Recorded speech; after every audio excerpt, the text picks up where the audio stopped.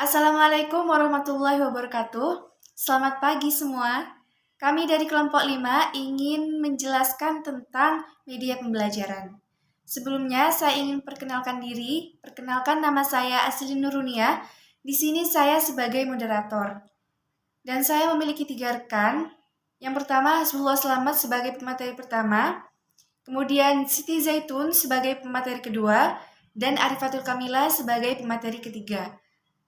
Salah satu ciri media pembelajaran adalah bahwa media pembelajaran mengandung dan memberi pesan kepada penerima, yaitu siswa. Prinsip-prinsip penggunaan dan pengembangan media pembelajaran dibagi menjadi 5. Yang pertama, media berbasis manusia. Yang kedua, media berbasis cetak. Yang ketiga, media berbasis visual. Yang keempat, media berbasis audiovisual. Dan yang terakhir, media berbasis komputer yang akan dijelaskan oleh pemateri. Baik, saya serahkan kepada pemateri pertama, kepada Hasbullah Slamet, dipersilahkan. Assalamualaikum warahmatullahi wabarakatuh. Perkenalkan, nama saya Hasbullah Slamet. Di sini saya sebagai pemateri 1 akan menjelaskan media berbasis manusia. Media tidak hanya berbasis pada manusia, ada yang berbasis pada cetakan, visual, audio visual, dan komputer. Di sini saya akan menjelaskan mengenai media berbasis manusia. Media berbasis manusia merupakan media tertua yang digunakan untuk mengirimkan dan mengkomunikasikan pesan atau informasi. Media pembelajaran yang berbasis manusia biasa ditemukan di dalam kelas, sebuah interaksi yang terjadi antara pendidik dan peserta didik. Kemudian di sini saya akan menjelaskan mengenai pembelajaran interaktif. Pembelajaran interaktif adalah pembelajaran yang diikuti siswa secara aktif dan memiliki beberapa jenis, yaitu partisipatori, main peran, quiz time, dan kooperatif. Partisipatori merupakan pembelajaran yang menjadikan siswa aktif dengan dibantu guru sebagai fasilitator atau yang memfasilitasi kegiatan belajar siswa. Kemudian main peran. Main peran merupakan pembelajaran yang caranya penguasaan dengan cara penguasaan bahan-bahan pelajaran melalui pengembangan imajinasi dan penghayatan yang dilakukan siswa dengan memerankan tokoh. Selanjutnya quiz time. Quiz time merupakan pembelajaran dengan tujuan siswa dilatih untuk belajar dan berdiskusi kelompok. Yang terakhir kooperatif. Pembelajaran kooperatif memberikan tugas kepada siswa yang lebih pandai dalam pembelajaran dan kemudian hasil tugas tersebut dipresentasikan di depan kelas. Biasanya pembelajaran kooperatif dilakukan secara kelompok dan kemudian hasil presentasi tersebut dipresentasikan ke kelompok lain. Mungkin hanya itu yang bisa saya sampaikan mengenai media berbasis manusia dan pembelajaran interaktif. Assalamualaikum warahmatullahi wabarakatuh. Saya Siti Zaitun. Di sini saya akan melanjutkan presentasi tentang penggunaan media. Selanjutnya ada media berbasis cetakan. Media berbasis cetakan itu biasanya yang kita kenal itu adalah buku teks atau seperti makalah. Jadi ada beberapa hal yang perlu kita perhatikan. Yang pertama yaitu konsistensi dari tulisan. Yang kedua format, yang ketiga organisasi, yang keempat daya tarik, yang kelima ukuran huruf, dan yang keenam itu spasi dari tulisannya. Nah, yang pertama itu kan konsistensi. Jadi teksnya itu harus sudah benar, lalu setelah itu bisa kita cetak.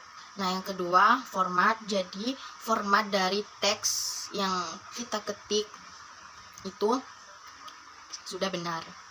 Yang ketiga organisasi, dan yang keempat itu daya tarik. Jadi dalam pembuatan buku teks atau seperti makalah itu bagaimana caranya teks tersebut itu mudah untuk pembaca dan kita juga mudah untuk menjelaskannya. Yang kelima ada ukuran huruf. Jadi ukuran huruf itu juga penting dalam pembuatan makalah, seperti untuk judul atau seperti judul intinya. Nah, itu harus ada perbedaan. Supaya apa? Supaya kita itu sebagai pembaca atau kita itu menjelaskannya lebih mudah dan gampang. Nah, yang keenam ada spasi. Berapa format spasi yang harus ada dalam makalah itu, agar apa? Agar bisa juga menarik pembaca dan kita juga mudah untuk menjelaskan.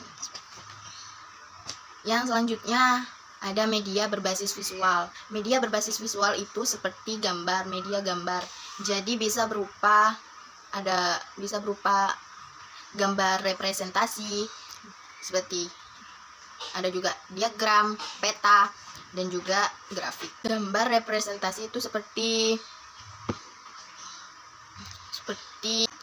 PowerPoint.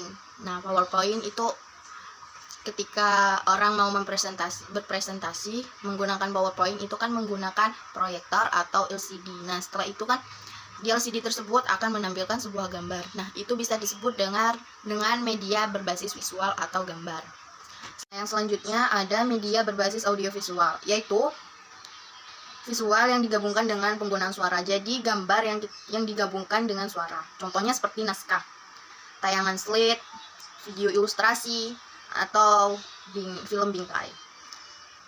Audio visual geraknya seperti tayangan film televisi atau podcast gitu. Jadi audio visual itu seperti misal yang berupa editan itu seperti gambar yang kita edit, kita kasih musik atau suara. Nah, itu akan berbentuk ketika kita memutarnya itu pastinya sudah berbentuk seperti video.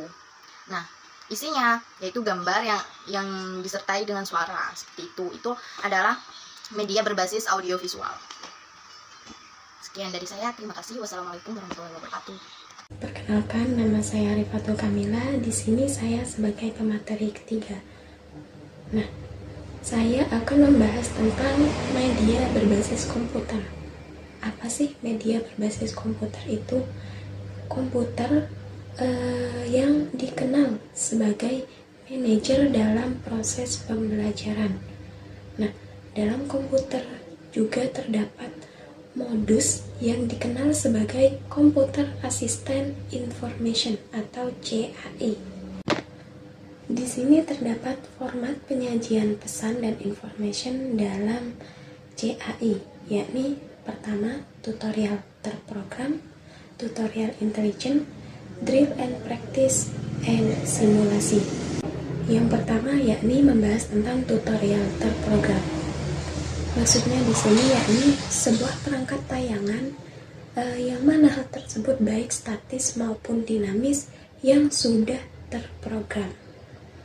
Kemudian tutorial intelligent. Tutorial intelligent ini sepertinya pertanyaan siswa yang mana dihasilkan oleh intelijensi artifisial, bukan jawaban-jawaban yang telah terprogram. Berarti dalam tutorial intelligent ini berbeda dengan tutorial terprogram. Selanjutnya yakni drill and practice. Nah, dalam program ini menuntun siswa dengan serangkaian contoh untuk meningkatkan kemahiran menggunakan keterampilan. Dan selanjutnya yakni simulasi. Nah, simulasi pada komputer ini memberikan kesempatan terhadap siswa untuk belajar secara dinamis, interaktif, dan perorangan. Selanjutnya yakni pemanfaatan perpustakaan sebagai sumber belajar. Nah, perpustakaan tersendiri itu merupakan pusat sarana akademis yang mana perpustakaan ini bisa dimanfaatkan oleh pelajar, mahasiswa, dan masyarakat pada umumnya untuk memperoleh sebuah informasi. Dalam pemanfaatan perpustakaan sebagai sumber belajar secara efektif, yakni memerlukan keterampilan seperti halnya keterampilan dalam mengumpulkan sebuah informasi, kemudian keterampilan mengambil intisari dan mengorganisasikan informasi tersebut. Selanjutnya yakni keterampilan menganalisis, menginterpretasikan, dan mengevaluasi informasi. Dan yang terakhir yakni keterampilan menggunakan informasi tersebut. Sekian presentasi dari kami, kurang lebihnya kami mohon maaf. Saya akhiri. Wassalamualaikum warahmatullahi wabarakatuh.